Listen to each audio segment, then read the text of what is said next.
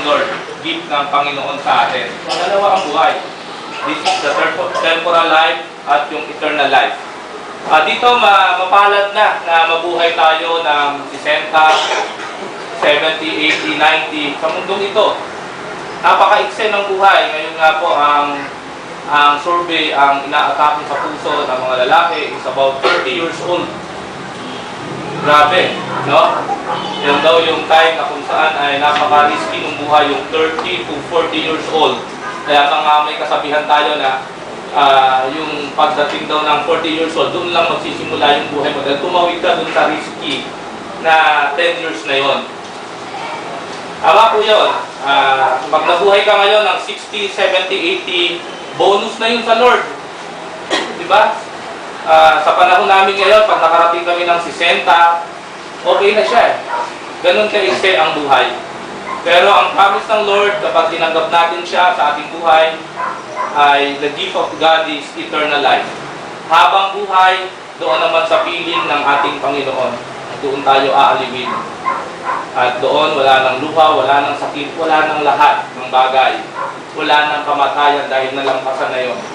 So, tunay po at totoo ang Biblia, ang sinasabi ng Biblia.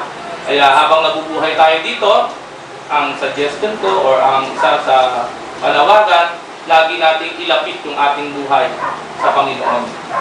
Dahil ito yung ating pagkakataon na makapaglingkod, makapagbigay ng buhay sa Panginoon. At pag nawala na tayo, it's too late. Hindi na pwedeng sabihin doon sa langit, Lord, maglilingkod pa ako sa iyo o pagharap natin sa judgment, sa last day. Lord, maglilingkod. Sabihin ng Panginoon, binigyan kita ng chance, binigyan kita ng wisdom para isipin mo kung saan ka kung nabubuhay ka sa mundong ito. So, life is short. Yan ang message ng buhay na nakikita natin ngayon. Lahat tayo ay darating sa ganitong sitwasyon na sana bago tayo dumating sa ganitong sitwasyon, makapaglingkod, maialay, maibigay natin ang ating panahon, maibalik natin ang ating buhay sa ating lumikha, sa ating Panginoon. Tayo po ay saglit na manalangin. Nihiling ko na tayo ay yumuko at kumikip. Dakilang Diyos, salamat po sa pagkakataon na kami na naririto ay merong reflection na ang buhay ay maikli lamang. Ngunit ang regalo mo sa lahat ng tatanggap sa iyo ay buhay na walang hanggan. Salamat, dakilang Diyos, dahil sa kabila ng kaikliang ng buhay sa mundo, ay binigyan mo pa kami ng isang buhay. Buhay na hindi na matatapos. Buhay na aaliwin mo. Buhay, Panginoon, na kapiling mo. Salamat po, Panginoon. Sa hapong ito, dalangin ko po ang patuloy na pagbibigay mo ng wisdom.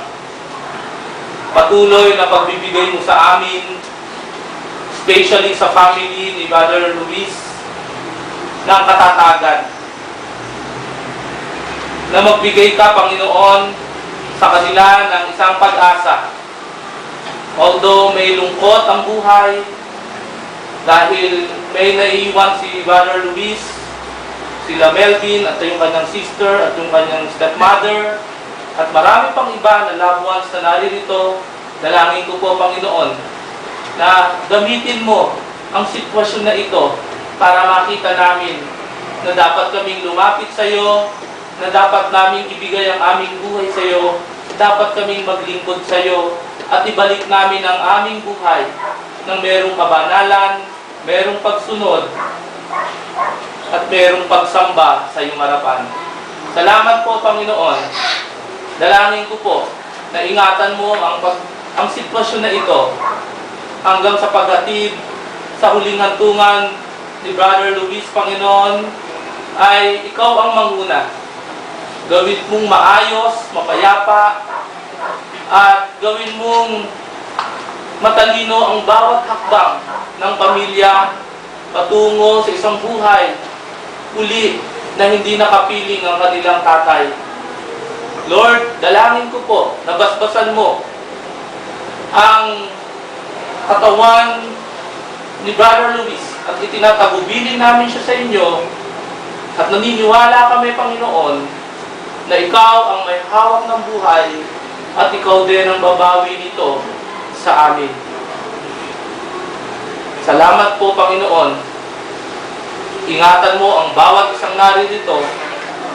Ingatan mo po ang kanilang buhay. Pagpalain mo ang kanilang buhay. At bigyan mo sila ng talino na laging bumalik sa iyo, sumamba at ialay ang kanilang buhay habang nabubuhay pa sa isang temporal na buhay na ito sa mundong ito. Salamat po. I-bless mo si Melvin, ang kanyang pamilya doon sa Canada. Panginoon, alam ko na nandun din yung lungkot sa kanila. I-comfort mo sila, Panginoon. I-comfort mo, maging si Daireen, na kanyang asawa. I-comfort mo yung sister ni Brother Melvin, yung kanyang stepmother. I-comfort mo sila, Panginoon, at ikaw ang maging kaaliwan nila. Salamat po. Purihin ka sa hapong ito.